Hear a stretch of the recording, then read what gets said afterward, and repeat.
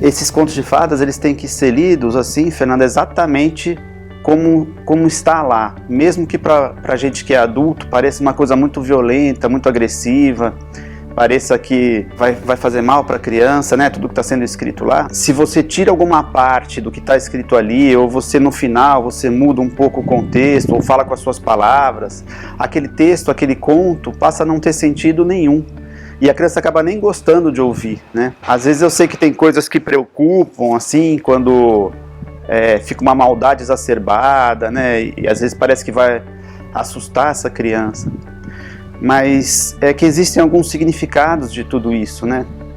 Por exemplo, quando a gente vai vendo um vilão, o que a gente percebe com isso? Que todo aquele poder que ele tem, toda aquela maldade, toda aquela força, tudo aquilo, ele vai mostrando que ele é uma pessoa mortal, sabe? No final das contas, né? E quando vai mostrando toda aquela dificuldade, aquela maldade, tudo aquilo, na verdade o que a gente mostra para a criança são as dificuldades que essa criança vai encontrar na vida dela realmente, né? Tudo que ela vai passar, todos os percalços que ela vai ter, todas as dúvidas que ela vai ter, todos os sentimentos contrários que ela vai ter na vida. Então, quando a gente vai mostrando a maldade nos contos de fadas, a gente vai preparando essa criança para a vida mesmo, vai mostrando para ela quais são as dificuldades que a gente vai passar na vida. E por outro lado, quando a gente vai contando o conto até o final, a gente vê que aquela pessoa do conto, aquele personagem do conto, ele foi capaz de vencer tudo aquela dificuldade que teve, né? Então ele mostra realmente que por mais dificuldade que a gente vai ter na nossa vida, há uma possibilidade da gente vencer essas dificuldades. Então esse é um dos pontos que a gente tem que levar em consideração, né? E isso vai enriquecendo bastante a alma da criança. A gente fala que os contos de fada acabam sendo um alimento para a alma, como é um alimento para o seu corpo físico mesmo. Às vezes também tem outras coisas assim, né? Que a gente se preocupa porque às vezes são personagens maldosos, tipo é um dragão, uma criatura, parece que é uma coisa muito assustadora e tal, né? Mas é realmente para mostrar as dificuldades que vão vir à vida dela. E por outro lado, às vezes você tem aqueles outros personagens que seriam as fadas madrinhas, um gênio que vai ajudar, um duende, sei lá, um outro personagem que vai ajudar o herói. Mas na realidade esses personagens, eles significam ou querem mostrar a força que o próprio homem tem dentro dele para superar essas dificuldades, entende? Então são essas as imagens que vão sendo mostradas nos contos de fada. E qual que é a vantagem também deles? É que assim,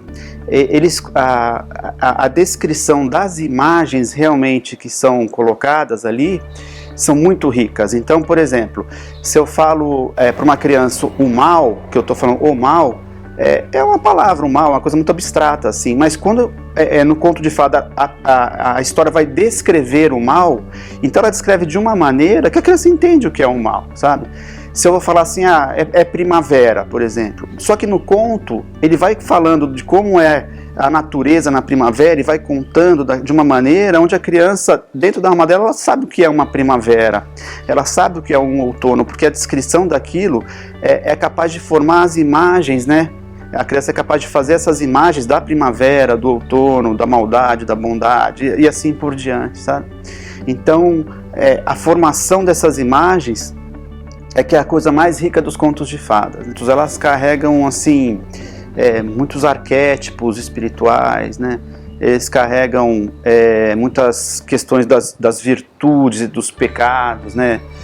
Do amor altruísta, do amor egoísta, do ódio, da ira, da gula, o pecado da gula. Então sempre tem uma história falando um pouco sobre as virtudes, sobre os pecados, e é isso que isso tudo é contado de uma forma muito rica, né? Através dessas imagens. Então a criança ela se alimenta disso, como se ela comesse um macarrão gostoso, como se ela comesse, né, um alimento que ela adora, assim, sabe?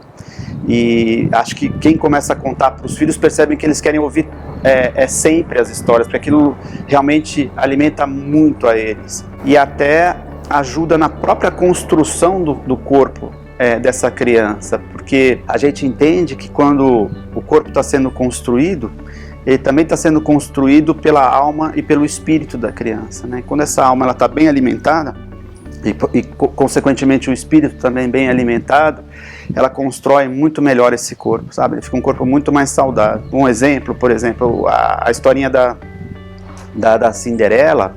Se a gente vai ler a Cinderela contada nos contos dos Grimm, a última frase do conto é a seguinte, que a princesa está sendo levada para o castelo, né, que o príncipe encontrou a princesa, tal, a Cinderela, que serviu o sapatinho, está indo embora, e aí a última frase vem assim, que vem umas pombas que vêm do céu, picam os olhos das irmãs e elas ficam cegas. Acaba assim a história, sabe?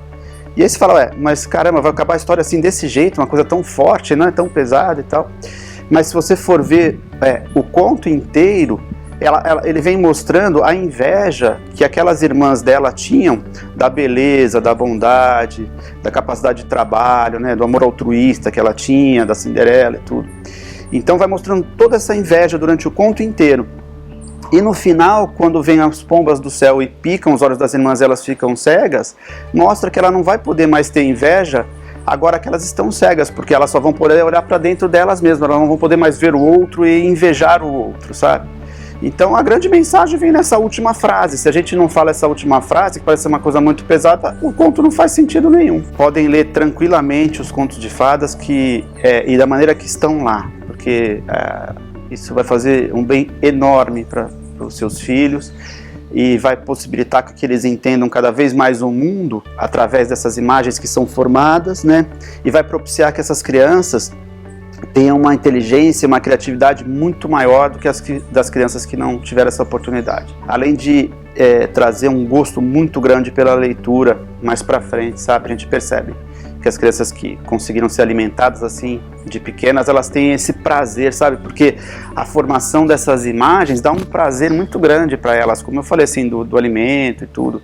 E então ela quer ler, porque ela quer formar essas imagens que ela sempre formou desde pequena, sabe? Para trazer esse prazer para ela. A leitura fica um prazer realmente, sabe? Até tem aquela frasezinha que o Einstein fala que se você quer que seu filho seja esperto, conte muitos contos de fadas a eles, e se ele quer que ele seja mais inteligente ainda, conte mais contos ainda. Essa que é, né, a mensagem da leitura dos contos de fadas, e não tenham medo de ler exatamente o que está lá, porque se você muda todo esse contexto que a gente conversou aqui.